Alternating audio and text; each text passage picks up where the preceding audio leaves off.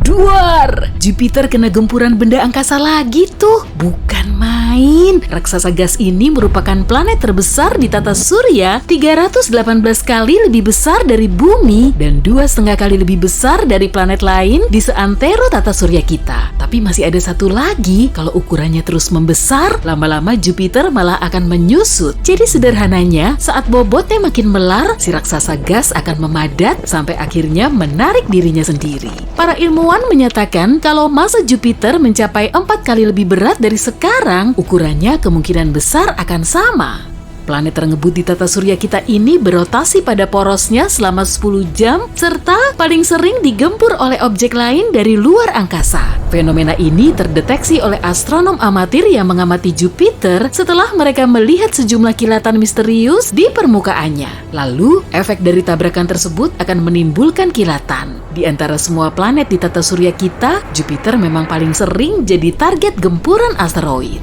Pada tahun 1994, para astronom nemu komet Shoemaker-Levy 9 yang hancur berkeping-keping setelah bertabrakan dengan Jupiter. Ukuran awal komet ini kurang lebih sebesar meteorit yang memusnahkan dinosaurus. Dan setelah tabrakan, Shoemaker-Levy 9 pecah menjadi lebih dari 20 serpihan. Akibat peristiwa ini, permukaan si raksasa gas terus meredup sampai berbulan-bulan. 15 tahun kemudian, tepatnya pada tahun 2009, para astronom nemu titik hitam segede bumi di permukaan Jupiter yang dihasilkan oleh tabrakan asteroid seukuran 200 sampai 500 meter.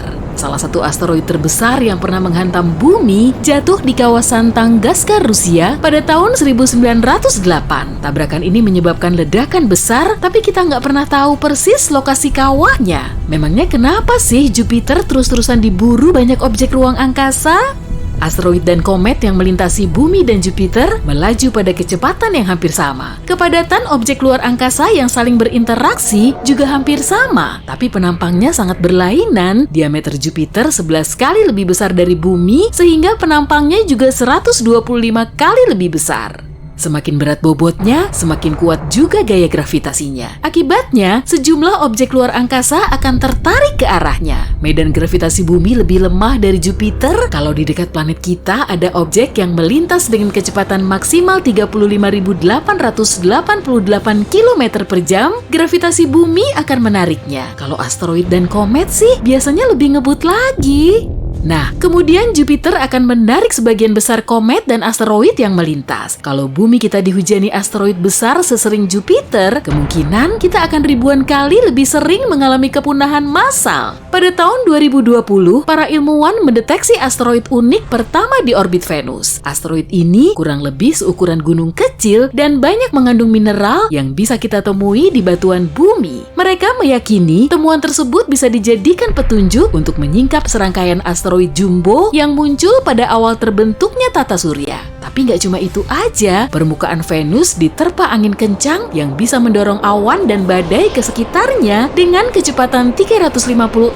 km per jam, atau sekitar 60 kali lebih cepat dari rotasi Venus. Para ilmuwan juga masih belum bisa ngejelasin soal alutan di planet ini. Mereka yakin air di Venus langsung menguap kemudian masuk ke atmosfernya karena jarak Venus terlalu mepet dengan matahari. Akibatnya, panas yang berasal dari matahari akan tertahan dan semakin menguapkan airnya. Kondisi di Venus mungkin saja sama seperti di bumi, tapi itu dulu. Jadi menurut teori ini, Venus pernah digempur banyak komet dan asteroid. Serpihannya melayang-layang ke segala penjuru dan sebagiannya kemungkinan telah menabrak bulan kita. Serpihan benda langit yang menabrak planet kita mungkin telah terkubur sangat dalam akibat aktivitas geologis bumi. Uranus juga pernah dihantam benda langit dan malahan lebih nyeremin dari asteroid. Kebanyakan planet di tata surya kita punya sumbu rotasi ke arah atas dari bidang elipsnya. Tapi kalau Uranus miring ke samping. Jadi setengah tahun di sana berlangsung selama 42 tahun di bumi saat kutub utara atau selatannya mengarah ke matahari. Kebanyakan planet juga berputar berlawanan arah jarum jam saat kita mengamatinya dari atas tata surya. Arah rotasi Venus justru sebaliknya, mungkin planet ini pernah terhempas dari sumbunya.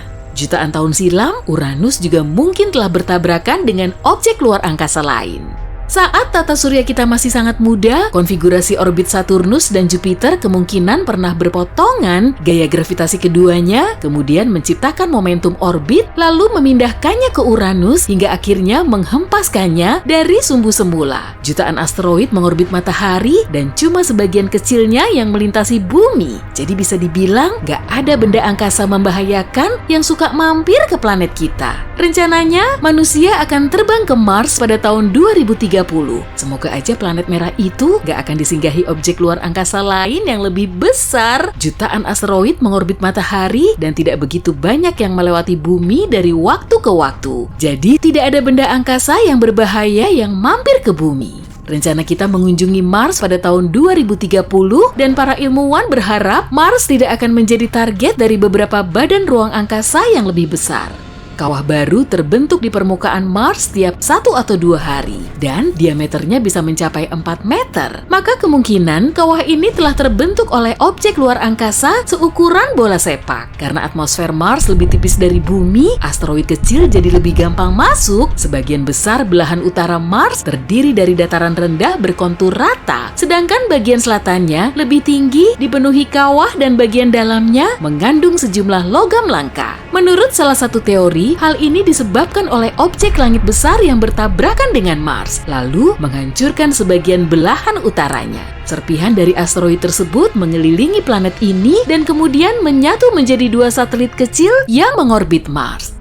Di bumi juga ada sedikit batu Mars loh. Batu ini ditemukan di Gurun Sahara, Antartika, dan beberapa kawasan lain di seluruh dunia. Sebagian dari batu ini juga punya unsur gas yang serupa dengan atmosfer Mars. Batu ini mungkin telah terbentuk oleh ledakan besar yang terjadi saat asteroid atau meteor besar terlontar dari Mars lalu mendarat di bumi. Atmosfer Merkurius juga tipis, jadi permukaannya banyak digempur objek langit yang lebih kecil. Bayangin aja gimana rasanya kalau kamu bangun tidur langsung disambut oleh hujan meteor kecil setiap pagi. Fenomena ini terjadi di Merkurius loh. Pola cuaca aneh ini telah mempengaruhi atmosfer alias eksosfernya.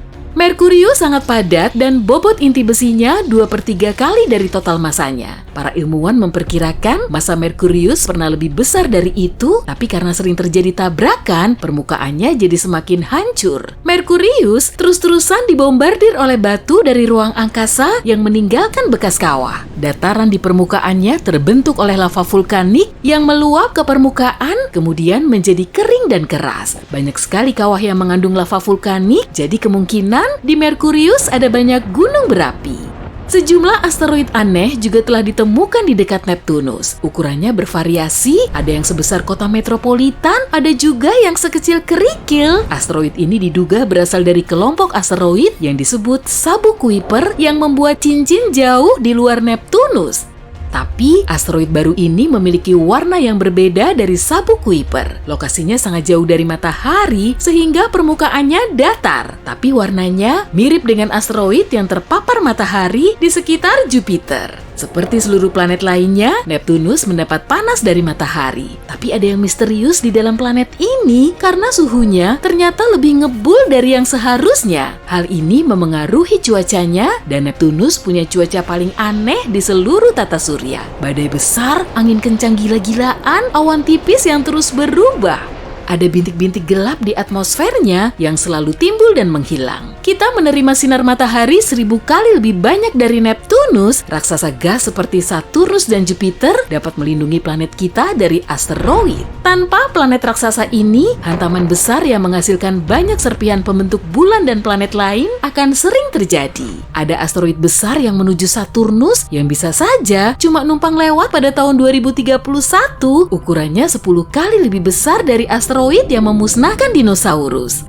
Titan, salah satu bulan yang mengorbit Saturnus, 80% lebih berat dari bulan kita, sebenarnya satu-satunya bulan di tata surya kita yang punya atmosfer. 1,5 kali lebih tebal dari bulan kita, sebagian besar terdiri dari nitrogen seperti atmosfer kita. Tidak ada yang tahu dari mana semua nitrogen itu berasal, namun tidak seperti Saturnus dan sebagian besar tempat lain di tata surya kita, bulannya memiliki potensi nyata untuk menjadi rumah kita nantinya.